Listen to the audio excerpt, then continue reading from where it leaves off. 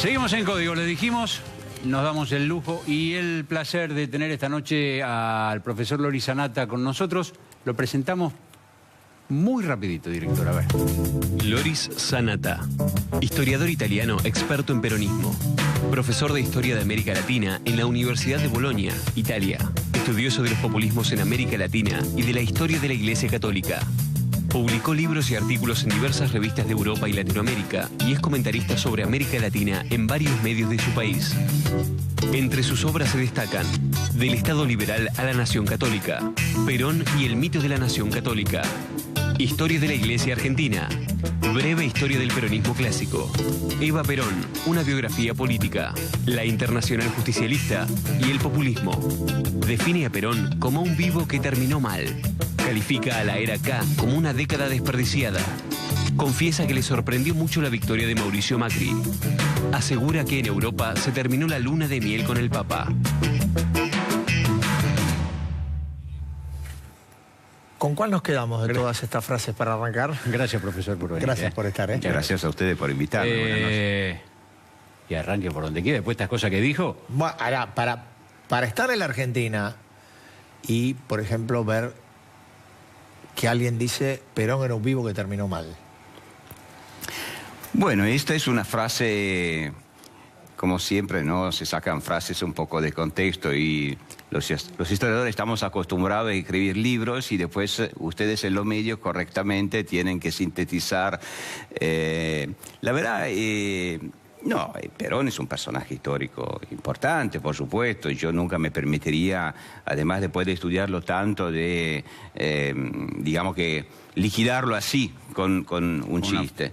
Pero yo pienso especialmente en mi libro sobre la Internacional Justicialista, donde yo hago una investigación, bueno, de 20 años en muchos archivos diplomáticos en 8 países del mundo y por lo tanto lo que digo pienso que esté basado en fuentes confiables, etcétera. Bueno, la impresión es esencialmente en la política exterior del peronismo que hubo una política con escaso sentido del Estado, o sea, con muchas ambiciones, con ambiciones que estaban fuera de alcance de la potencia argentina de la época y que durante mucho tiempo Perón jugó un doble juego, especialmente hacia su pueblo, llamámoslo así, y hacia los socios externos. Un doble discurso, digamos así. ¿Hasta cuándo se quedó enredado en su doble discurso?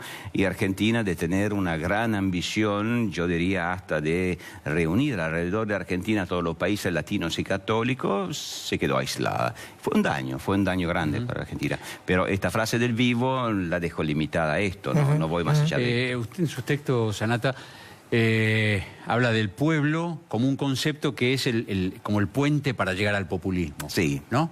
Y acá la palabra pueblo es una palabra casi sagrada, ¿no? En nombre del pueblo es muy difícil discutir algo que se dice está hecho en nombre o a favor del pueblo. Y sin embargo usted pone en cuestión este asunto. Sí, ese es uno de los temas que más he trabajado en mi vida, y además no tanto desde un punto de vista teórico, sino más bien desde el punto de vista de la historia. Y efectivamente la palabra pueblo, especialmente en América Latina, pero yo diría también en la Europa Latina, no casualmente tenemos raíces parecidas. Sí, claro. La palabra pueblo tiene muchos significados. Y bueno, en el populismo el pueblo tiene el significado de una identidad, finalmente. Mientras digamos que en la tradición de la Ilustración el pueblo es el que está determinado por la Constitución, está determinado por la ley. Bueno, en el mundo latino y católico, y especialmente en los movimientos populistas, la idea de pueblo es una identidad histórica casi eterna, inmutable y unívoca además, que todos tienen que compartir, porque de otra manera se saldrían afuera del pueblo y se volverían antipueblo, como muchas veces dicen los movimientos populistas. Bueno, este pueblo es un pueblo que está por arriba de la ley, está por arriba de la Constitución, que por cierta manera implica una tutela sobre la misma Constitución. Esto yo creo que sea la raíz del populismo, efectivamente. Usted también hace, de los libros que yo he leído, por lo menos referidos a la Argentina, un vínculo muy estrecho entre la política, el peronismo y la Iglesia como un núcleo digamos, que envuelve todo eso, ¿no? Es más, usted plantea, si no me equivoco, en este libro, casi la cuestión de que el peronismo dirime la pelea entre liberalismo e iglesia, digamos, catolicismo tradicional dentro de la Argentina. Sí, efectivamente es así. Yo lo llamo, en mis libros, lo llamé el mito de la nación católica. Tiene que ver con lo que acabo de decir, o sea, esta idea de pueblo que se define a través de una identidad unívoca y que excluye a aquellos que no forman parte de esa identidad, ¿cómo se definió en la Argentina? Bueno, en la Argentina se definió esencialmente con la crisis del liberalismo, el triunfo del peronismo, que fue el vehículo de una visión del mundo basada esencialmente en un imaginario católico. Esto no quiere decir que fuera un movimiento confesional, y como saben mejor que yo, por eso hubo conflictos también. Sí. El peronismo se transformó, pero no fue el único caso en el mundo, en un vehículo de la recristianización de la sociedad. Tenía un imaginario corporativo, así como lo tenía la iglesia, tenía la idea que la nación, la llamada comunidad organizada, debería tener una ideología unívoca, que sería la doctrina peronista.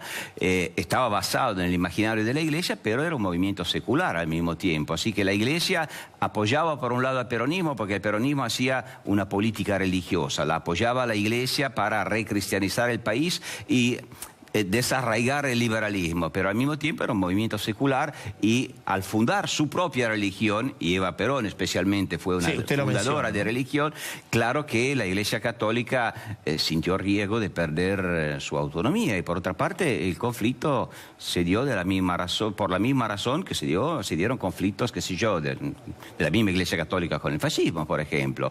Pero después del 55, ustedes lo saben, finalmente la mayoría de la Iglesia Católica Argentina, que es una Iglesia Católica que tiene esta visión nacional católica del mundo, los sectores católicos liberales, o sea, convencidos que el catolicismo puede convivir con el liberalismo, han sido muy minoritarios en la Argentina. Bueno, la mayoría volvió, no digo al redil porque sería demasiado, pero volvió a buscar en el peronismo su natural expresión. Y usted dice que el cardenal Bergoglio y el Papa Francisco es la expresión de esta corriente dominante de la Iglesia argentina. Sí. Ahora, claro que es muy heterogénea en su interior, y además Bergoglio es un jesuita, es un hombre que me parece muy inteligente, muy astuto, pero sí, seguramente no representa las pequeñas huestes del catolicismo liberal y democrático en la Argentina, que siempre fue minoritario y muchas veces también muy postergado. No, representa la mayoría. Cuando usted habla de catolicismo liberal y democrático, hay que suponer que el que no es liberal también es antidemocrático. No, no necesariamente. No necesariamente. No, absolutamente no. Aunque sí, digamos, una cosa es una distinción importante. Una cosa es ser defensor del liberalismo como ideología, como sistema ideológico, como filosofía, y es una elección entre muchas ideologías. Otra cosa es reconocer, y esto es un tema diferente, que el fundamento de nuestros sistemas civiles democráticos pluralistas, bueno, tienen un fundamento en la filosofía liberal. Después uno puede ser socialdemócrata, pero, por ejemplo, entre otras cosas, pero los socialdemócratas también, por ejemplo, abrazaron la idea que el fundamento de nuestro sistema político está en la institucionalidad liberal, la separación de poderes, las libertades individuales. Sí, eso para mí son fundamentos de nuestra democracia. Usted que es italiano, tiene la proximidad geográfica, más allá de sus estudios, con el Vaticano, con la Iglesia. ¿Por qué supone que una personalidad como la de Bergoglio llega al papado en esta coyuntura histórica? ¿Qué es lo que le parece a usted que fue determinante? Más allá de la elección, del voto de los sacerdotes, digo, ¿qué componente ideológico encaja en este tiempo, en un tiempo de mucha convulsión mundial, ¿no? Es una pregunta, es difícil contestar, pero voy a intentar contestar en ese sentido. Bueno, no nos olvidemos que en términos institucionales, o sea, de la Iglesia Católica, Bergoglio fue elegido en un momento de gravísima crisis de credibilidad de la Iglesia Católica. Eso es un dato importante. Escándalos financieros, escándalos morales. Entonces, la idea de un hombre jesuita, jesuita, por supuesto, que además tiene un estilo extraordinariamente popular, no tiene el estilo austero de un Benedicto, no es un intelectual, es más un pastor que por lo tanto se dirige a las masas, digamos así. Claro que esto le vuelve a dar al catolicismo su dimensión simbólica y masiva del que el catolicismo necesitaba. Pero no es solamente eso, yo creo que también, bueno, es la globalización de la Iglesia, ¿no? O sea, la respuesta de la Iglesia al desafío de la globalización. Un papa que viene por primera vez desde afuera de Europa significa también una mirada a la Iglesia católica desde afuera de Europa. Y efectivamente me parece que Papa Francisco es coherente con esto, pues yo tengo la impresión que la visión de Francisco, que siempre fue muy antiliberal, antimercado, antioccidental en cierto sentido, bueno, lo veo por su política y por su diplomacia. Su idea es una colaboración ecuménica cada vez más estrecha con las otras religiones monoteístas, y toda su crítica está apuntada a Europa como un continente que mató a Dios. Así que este me parece la idea, el proyecto, no sé cuánto racional, pero... Sí, y el origen de su elección. Yo lo veo así y es muy divisivo, pues yo veo que en Europa, bueno, la costumbre es del Papa o se habla bien o no se habla. Entonces es un Papa que sigue siendo extraordinariamente popular, no me cabe la menor duda, pero les puedo asegurar que dentro de la Iglesia está causando muchas divisiones. Tal vez sea inevitable para un papa que hace reforma, que está cambiando, ¿no? Que cree divisiones, pero les aseguro que yo, que soy crítico del papa, yo soy un laico, además no soy creyente, pero les aseguro que dentro de la Iglesia Católica hay críticas mucho más radicales de las mías. Pero usted, justamente en ese ámbito, ¿podría establecer alguna comparación con algún otro papa o algún otro periodo de los papados? En cuanto a la idea de quiebre, a la idea de revolución, a la idea de tratar de cambiar un orden establecido, por decirlo de alguna forma. Bueno, Juan XXIII, en cierta medida, convocando el Concilio Vaticano II, aceptó un desafío enorme, el de la modernidad. O sea, la Iglesia que por primera vez vivía y enfrentaba la modernidad no como un pecado, sino como una dimensión de la vida humana con la cual confrontarse. Y todos los admiradores de Juan XXIII hoy son admiradores de Bergoglio. Ahora, esto no quiere decir que necesariamente tengan razón, que estén leyendo bien la formación y el perfil de Bergoglio. Pero sí, con Juan XXIII pasó. Ahora, yo no sé si efectivamente lo de Bergoglio va a ser una revolución. Yo soy muy crítico también porque pienso que sus instrumentos intelectuales no están muy adecuados para entender la modernidad. Esta es una de mis críticas. ¿Por qué? Y bueno, por varias razones. Me limito a 3 palabras. Una es la palabra pueblo, que ya la vimos. Y la visión de pueblo de Bergoglio es un poco que viene del jesuitismo, ¿no? Porque los jesuitas siempre pensaron que tenían una misión de inculturación, o sea, de difundir el mensaje cristiano en culturas lejanas, pero respetando la cultura. Lo que me parece muy bien. Pero su idea de cultura es una cultura en realidad monolítica. En el mundo hay muchas culturas y cada cultura es monolítica en su interior. Esto me parece una visión que no coincide con lo que está pasando en la globalización, donde todas las culturas son híbridas en realidad, menos las muy aisladas. La segunda palabra es la pobreza.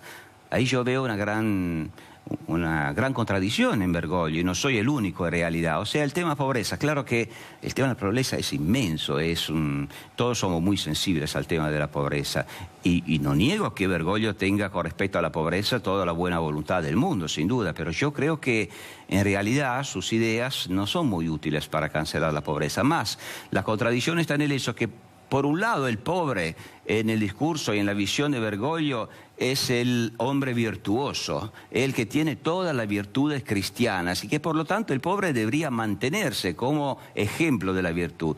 pero por el otro habla en términos sociológicos de eliminar la pobreza. Entonces, si se elimina el pobre, es como si desapareciera la virtud. Y por otra parte, el pobre que avanza socialmente va hacia la clase media. Pero el mismo Bergoglio habló de la clase media como de una clase colonial, o sea, como de una clase que ya perdió, que se descristianizó.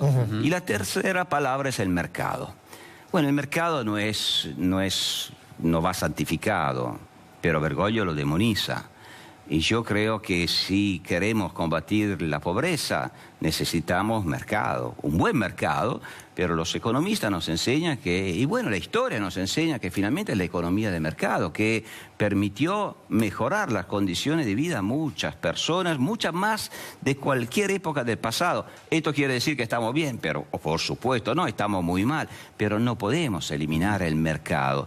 Y bueno, en Bergoglio la visión antimercado me parece especialmente radical en términos morales, pero no va a solucionar el problema de la pobreza. A ver, yo decía, la palabra pueblo acá en la Argentina es una palabra sagrada. El Papa Francisco es una figura sagrada o casi en la Argentina. Cuestionar al Papa Francisco, como lo hace usted con argumentos muy sólidos, suena herético para mucha gente, ¿no? Dice, ¿qué están haciendo este tipo? ¿Cómo pueden criticar al Papa? Sin embargo, alguna gente criticó al Papa porque recibió a Cristina Kirchner con muchas amabilidades. Otros lo criticaron porque recibió a Macri de manera muy fría, cuando estuvo en febrero. Dentro de una semana están de vuelta juntos en el Vaticano, cuando se canonice al cura Brochero, al cura de Córdoba. ¿Cómo ve usted esta actitud, digamos, o estas actitudes del Papa Francisco respecto a los dos presidentes argentinos? ¿Qué le hacen pensar? Bueno, aclarado que creo que el Papa se puede criticar como todos, y me gusta pensar que el Papa aceptaría, ¿no?, las críticas como todos aceptamos las críticas que se nos hacen. Pero aclarado esto, bueno, las actitudes hacia los presidentes, yo distinguiría dos cosas.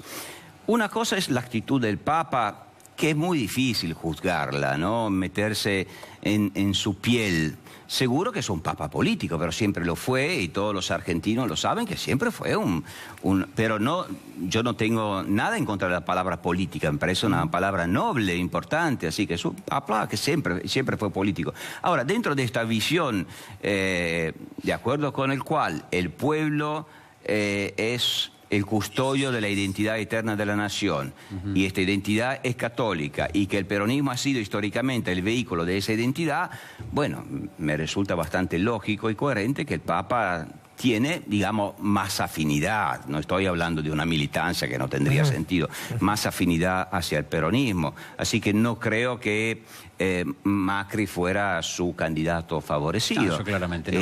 Creo que la relación con Macri, pero esto ya estoy en dificultad de decirlo, porque viviendo en Italia no conozco el día tras día. Bueno, hubo una época de tormenta al comienzo, de ajuste, digamos.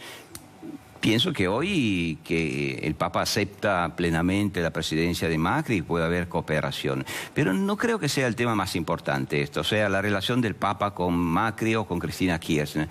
Yo creo que la influencia del Papa y de la Iglesia en general en una sociedad o en un sistema político directamente, y lo digo no solo como historiador de la Iglesia, sino como ciudadano italiano, tuvimos muchos papas nosotros, así que puedo decirlo en base a la experiencia, esta influencia... cuanto mayor, cuanto más la sociedad se lo permite. O sea, una sociedad de instituciones estables, laica, puede tener un papa, pero el papa no va a tener finalmente la función de una autoridad alternativa a la autoridad civil. Esto pasa en un país donde el populismo ha tenido muchas raíces, porque si se ha desarrollado la idea que sí, existe la Constitución, existe un presidente elegido por el pueblo, pero existe una idea de pueblo que sería el pueblo de Dios que está por arriba, entonces, bueno, se asistirá a muchos viajes a Roma para ver al Papa sacarse una foto y pensar así de tener una legitimidad que está por encima de las instituciones políticas. Entonces el problema es más de la sociedad argentina que del Papa, yo creo. Dígame, usted que ha escrito mucho sobre los populismos, bueno, venimos de un tiempo largo, una década, depende de cada país. Digo, ¿cómo ve la región en ese aspecto y cómo la ve a partir de algunos cambios, en el caso de Argentina, con una elección absolutamente normal, en el caso de Brasil, con una crisis política que deriva en un cambio de gobierno. Y Venezuela que va camino a Dios sabe qué cosa. Claro, yo empezaría por Venezuela, porque Venezuela fue y se autopresentó como modelo, ¿no? Alternativo a la democracia liberal representativa, como modelo de populismo que tenía una historia, porque bueno, estaba vinculado con el castrismo, con la historia del populismo en América Latina. Por lo tanto, bueno, yo siempre digo, así como la crisis argentina del 2001 fue interpretada de parte de muchos, yo pienso que bastante correctamente, es una simplificación, pero correctamente, como el fin de la etapa neoliberal en América Latina. Bueno, me pregunto por qué nadie dice que la dramática crisis de Venezuela, pero realmente dramática, y yo creo que no se subraya suficientemente, bueno, significa el fracaso de esa alternativa, y significa y debería significar el final de esta alternativa. Populista, o sea, en América Latina. En América Latina. Ahora, ¿qué va a pasar?